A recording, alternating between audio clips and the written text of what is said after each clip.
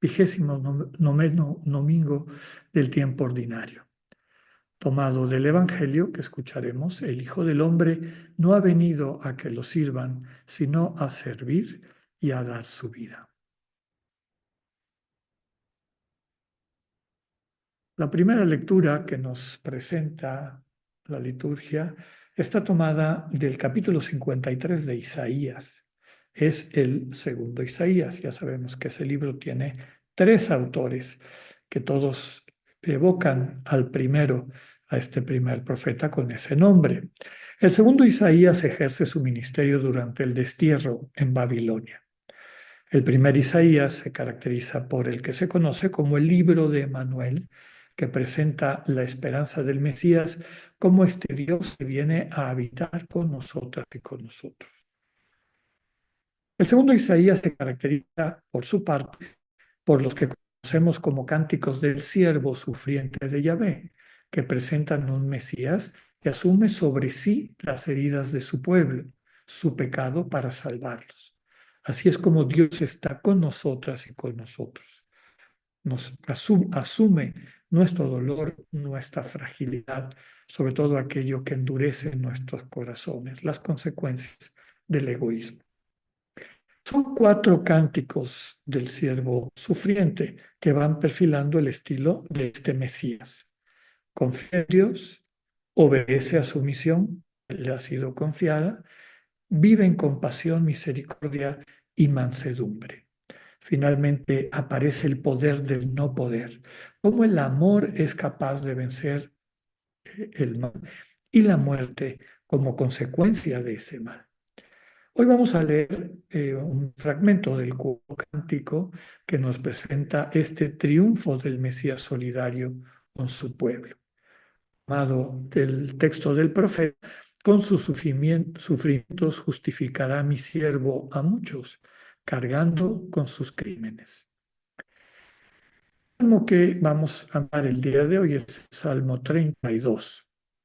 Un salmo que presenta a Dios como el creador providente, no solo de la naturaleza, sino también a lo largo de nuestra historia. Dios muestra el camino de la vida para que podamos ser partícipes de su proyecto. Nos invita a vivir en la justicia y siguiendo su voluntad. Dios siempre está al lado de quienes confían en Él, les salva y les nutre con todo lo que necesitan.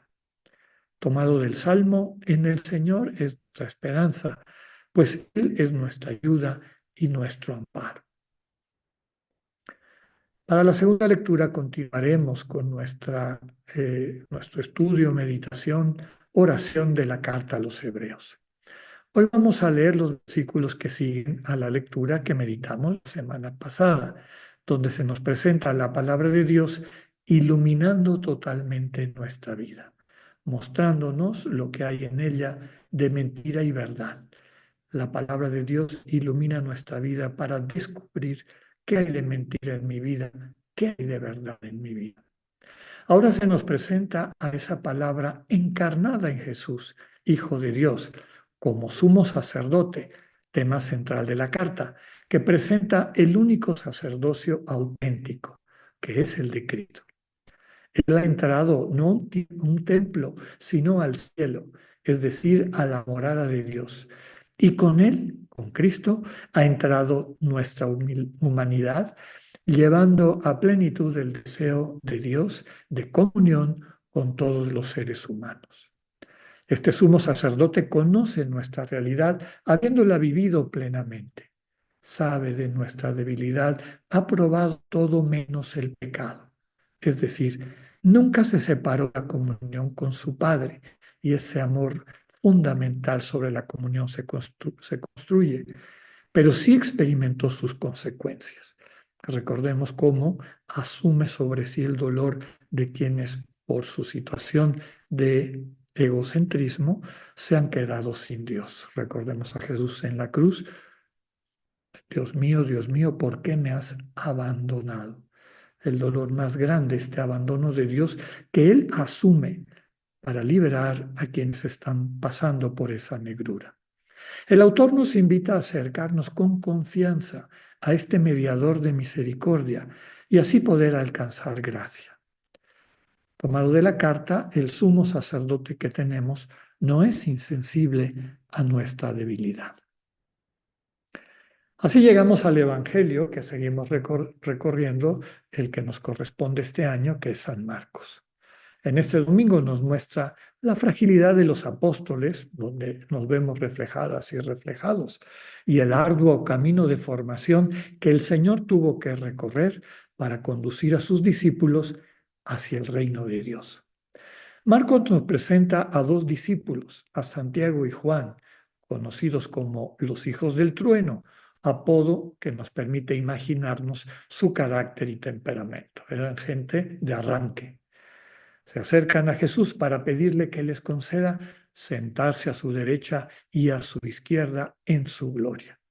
En su visión, desde los criterios del mundo, ven a Jesús como el número uno en la jerarquía y ellos quieren ser el número dos y el número tres. Entienden esta jerarquía desde las apetencias del ego. Mientras más arriba, voy a tener más riqueza, más poder, más honra. Jesús les hace ver que su gloria no es como se la imaginan, implica una entrega en servicio.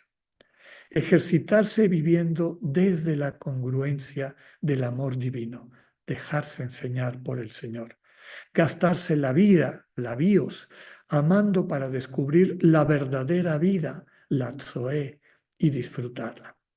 Este camino no es sencillo en un entorno, en el mundo, que sigue otros criterios, esos que mueven a Santiago y a Juan.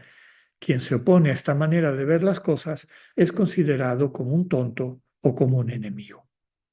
El Señor denuncia la manera perversa como se ejerce el liderazgo en el mundo.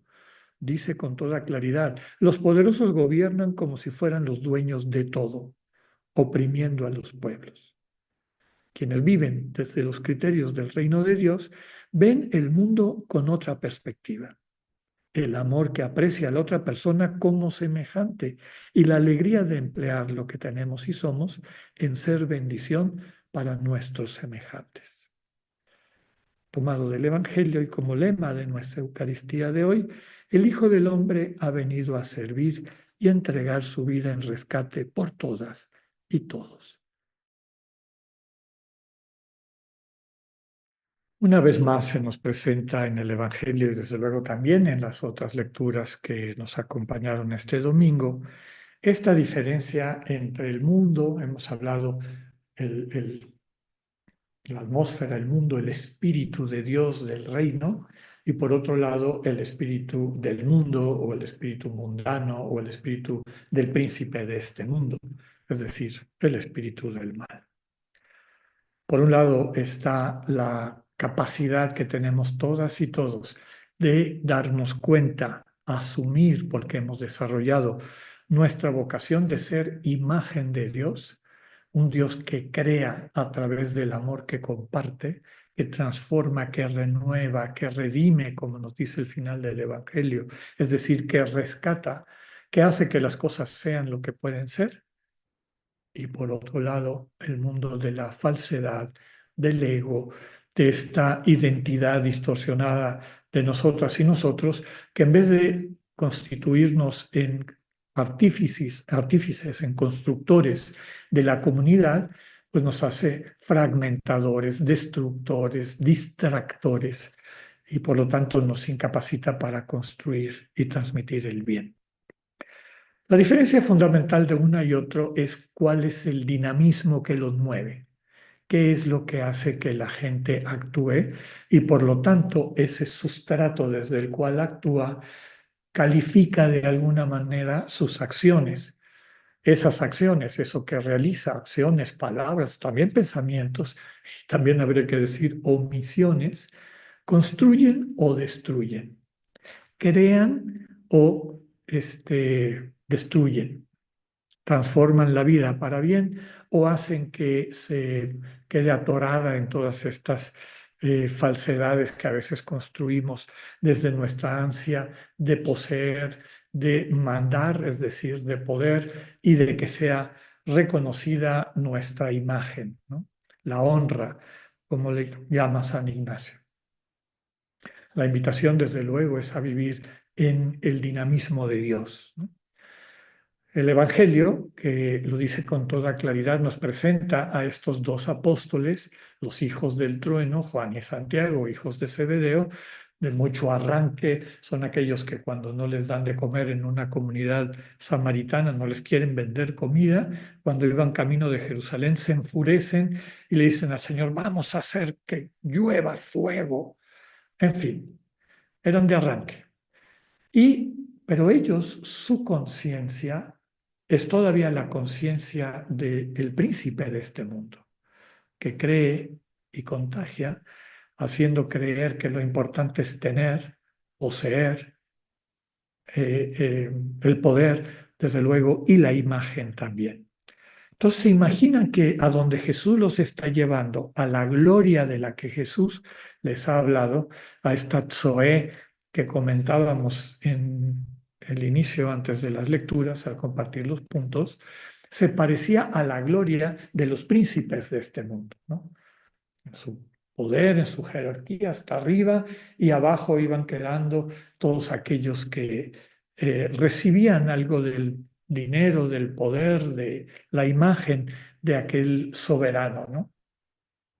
Y Cristo vino a mostrarnos que precisamente el Dios vivo es exactamente al revés de eso. Ya lo hemos dicho muchísimas veces.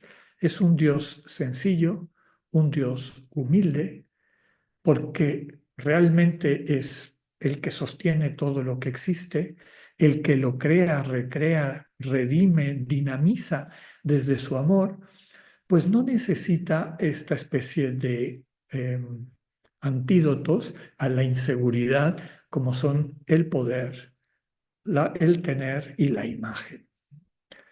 En la conciencia de Dios eso ni siquiera existe. Y por eso es muy importante que subrayemos que el Dios revelado en Cristo no se parece a los príncipes de este mundo multiplicados por 1.000.000, ¿no? Si los de aquí son como describe esto, se creen dueños de todo, mangonean, maltratan a la gente, se hacen llamar salvadores, etcétera. El Dios vivo, el Dios que sostiene la realidad de quien venimos, de quien somos imagen y que finalmente está comprometido por llevarnos a vivir esa imagen a plenitud, no se parece a esos príncipes de este mundo, a estos que han dejado que esta imagen distorsionada de su identidad, el ego, los gobierne. El Señor les pone, después de que les llama la atención, les dice, miren, si ustedes se quieren destacar, destáquense en servir, en amar, en poder desde ese dinamismo del amor sostenido por la libertad, habiéndose consolidado porque nos hemos sentido amados, porque el amor de Cristo ha neutralizado el desamor de nuestras historias. Conforme más nos llenamos de ese amor de Cristo, más se van sanando estas heridas de desamor y crecemos en primer lugar en libertad, porque ahí sí realmente podemos decidir qué queremos hacer con nuestra vida, con nuestra historia, de manera que la podamos dirigir en la misma dirección de Dios, que es creando, salvando, transformando a través del amor que se comparte. Y eso solo lo podemos hacer en la medida en que acogemos el amor que Cristo nos comparte, nos regala. De eso habla toda la carta de los hebreos y en particular lo que acabamos de escuchar, ¿no? Jesús es el sumo sacerdote. Ya comentábamos la semana pasada que sacerdote es el que hace el sacrificio, es decir, que a través de su actuar se le ofrece a Dios todo lo que se pone como ofrenda para que Dios lo convierta en real. ¿Qué es lo que ofrece Cristo? Te ofrece a ti y me ofrece a mí y a cada una y cada uno de nosotros. Ofrecer, ¿qué quiere decir? Poner en la presencia de Dios. Y así como en la antigüedad el fuego era el símbolo de lo que transformaba lo que estaba en este mundo para que apareciera en el mundo de Dios, es un símbolo de que lo que ponemos en las manos de Cristo para ofrecérselo al Padre, que somos nosotros y nuestras vidas, es transformado para que aparezca en el lugar de la vida de Dios. para que finalmente, como decía al inicio, reconozcamos y vivamos plenamente nuestra vocación de ser imagen de Dios. ¿Cómo se vive esto en concreto? La primera lectura, ya decíamos, tomada del segundo libro, o del segundo Isaías, perdón, del libro del profeta Isaías, este cántico del siervo de Yahvé, que desde luego está prefigurando la manera como Cristo nos salva. Este Dios que viene a servirnos, dice el texto, el que vino a servir y a dar su vida en redención de muchos, es decir, para rescatar a muchos. ¿Cómo te rescata Cristo a ti y a mí? Básicamente, asumiendo sobre sí humanamente las consecuencias de nuestro pecado. Por eso les decía, repitiendo lo que ya decía la carta a los hebreos en el comentario, ¿no?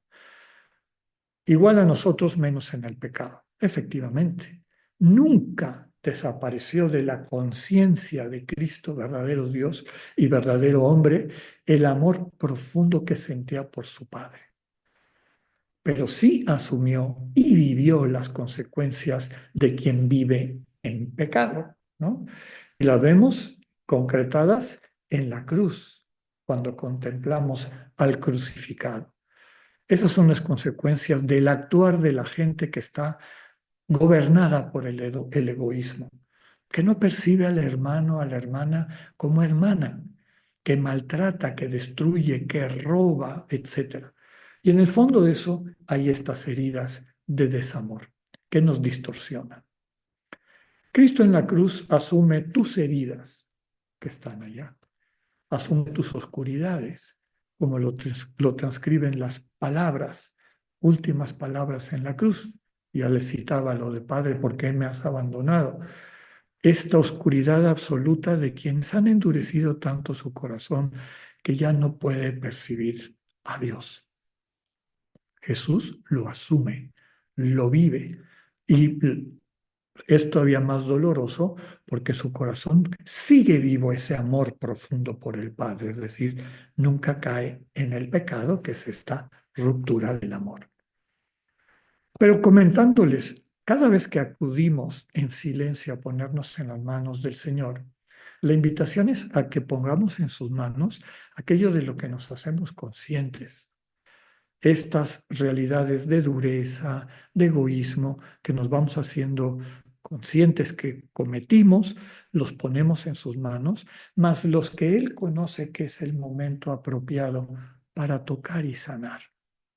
Cristo así va sanando nuestra capacidad de amar y nos permite amar de una manera sana, constructiva a nuestros hermanos y hermanas.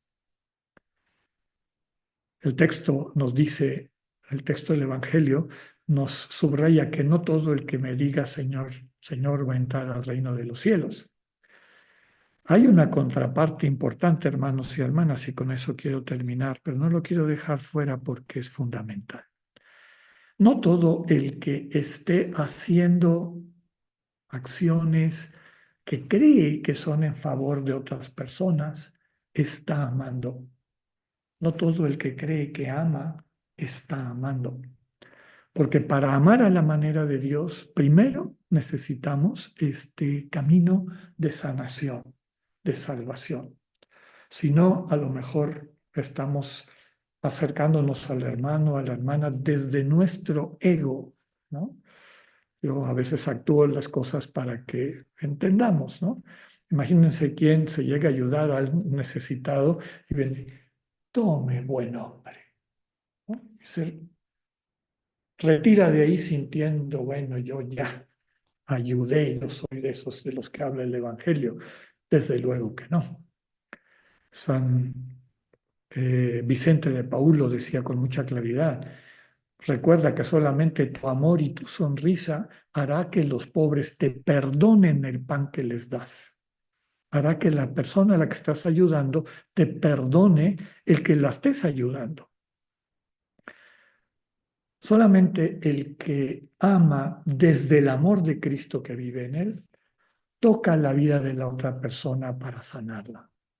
No solamente resuelve su situación material o del tipo que sea, sino que va sanando también su alma de estas heridas de desamor.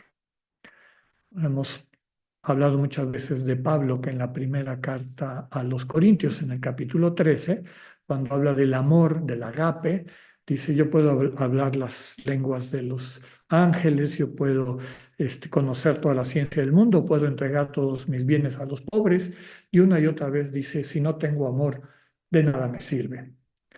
Tendríamos que decir, si no tengo amor, de nada me sirve amar o creer que estoy amando, ¿no? Y las ciencias de la conducta nos muestran cualquier cantidad de amores falsos, ¿no? La codependencia, esta manera como a veces la gente se controla, todas las neurosis de quienes desde pequeñitos les introyectaron el que tenían que estar siempre tratando de agradar al papá, a la mamá, al maestro, a su entorno. Ese no es el amor del Evangelio, esas son neurosis. Por lo tanto, la clave es acude al Señor para que día con día el siervo sufriente de Yahvé tome sobre sí lo que puede tomar ese día para sanarte y salvarte. Y así, lleno de ese amor que recibes de Cristo, eso será lo que compartas con las demás y los demás. Que así sea.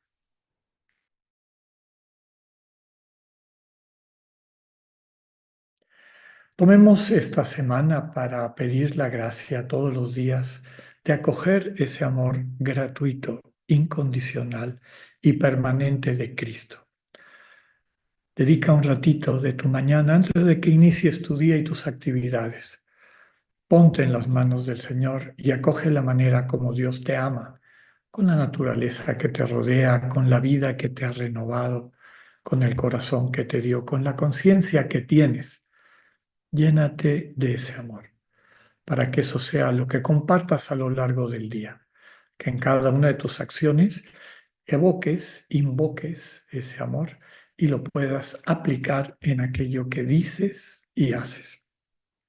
Que el Señor nos permita así realmente ser buena noticia, es decir, hacer todo con amor, con el amor que recibimos de Dios. Que tengan una excelente semana, Dios con ustedes.